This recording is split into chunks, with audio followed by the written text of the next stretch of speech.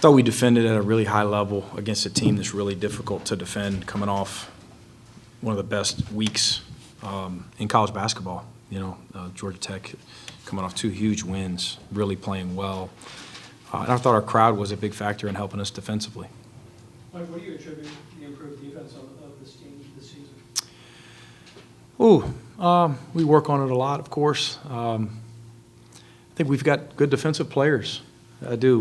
We did a lot of switching to try to help us with some of their actions that are difficult to guard, of course. And a guy like Russell comes to mind, and Frank, with our 5's ability to move laterally and guard on the perimeter a little bit, and some length from our wings, a big point guard and Silas Demery and guys are able to switch on to bigger guys and hold their own, at least somewhat in the post. But overall, I think our guys are pretty locked into it, understanding that we can hang our hats on that and be pretty good there.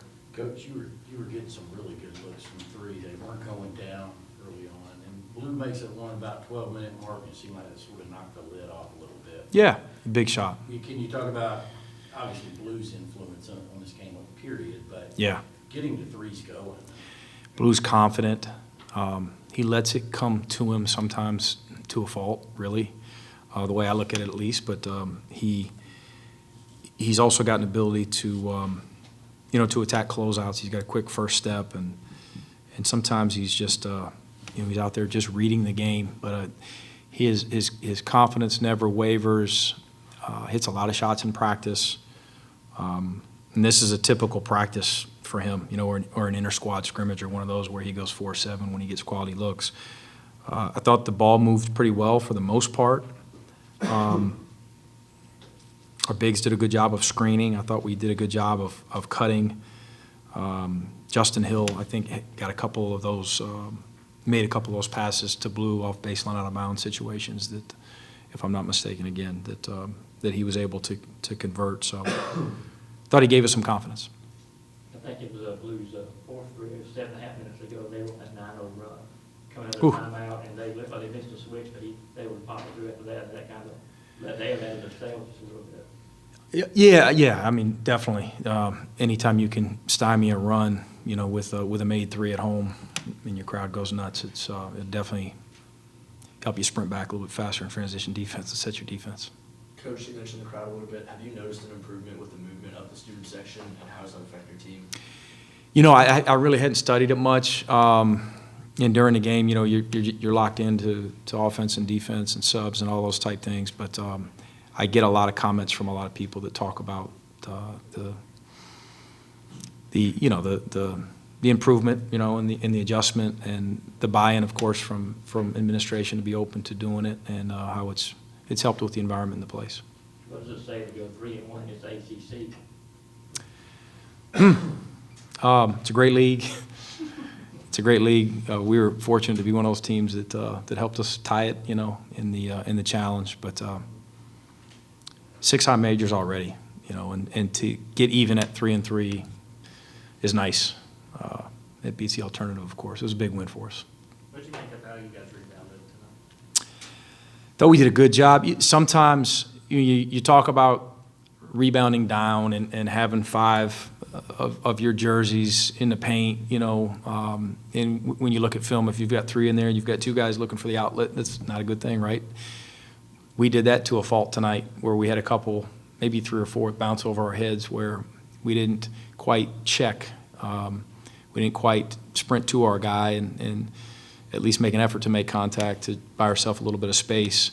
But I do like how we swarmed to the ball, and our mentality was correct, but there's certainly some things we can continue to clean up. Was Deluxe available, or is he sick still? Sick. Yeah, he was sick. So he hadn't been around a lot, came today for shoot-around. It was good to see him. Another big game from Noah, just as a scorer. I mean, what are you continuing to see from him? Leadership, confidence.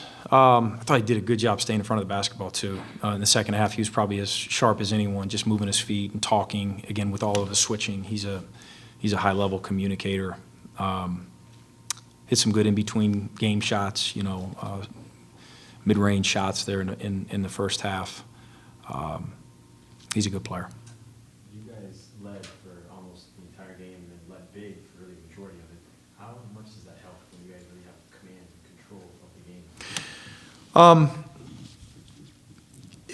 I don't know that we always did the right things down the stretch, especially in transition defense, the last, say, 15 minutes of the game, but did enough, and luckily kept converting to a certain extent offensively. But thought we did play with confidence, and again, I thought our crowd helped us.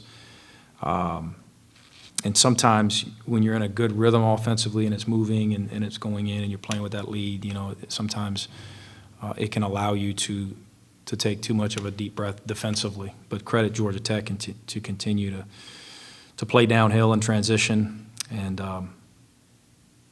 we did enough. Again, it was a good win against a good team. And you guys had 4 scorers in double digits, and you guys Yep. really spread the wealth really well. What was it about today that just kind of everyone was involved? 14-9, it moved 14-9 assist turnover. It's probably as good as we've had this year, and we didn't see that a lot with last year's team. Just more capable, I think. We're a pretty skilled passing team, but Georgia Tech also does such a good job of defending the paint and in the interior, and they make you pass it. So some of those assists we just kind of fell into, and obviously the more shots you make, the more assists you get as a team. How does Silas's presence affect your team on defense? Length, in size for his position, toughness, can really move his feet. He's competitive, and as a defensive rebounding point guard, he's got to be one of the better guys in that category in our league as a true freshman. He's really embraced that mentality to not have to look for an outlet if he goes and gets it. He got a couple in traffic tonight that were impressive. This is your first win over Tech as the UGA coach and the first over them since 2019. How important is it to you and your players to kind of retake the in-state rivalry bragging rights for at least a year? Every game's really important to us. I know this one's important to a lot of fans, probably more so to certain fans than others. It's anyone in your region you want to try to beat, of course.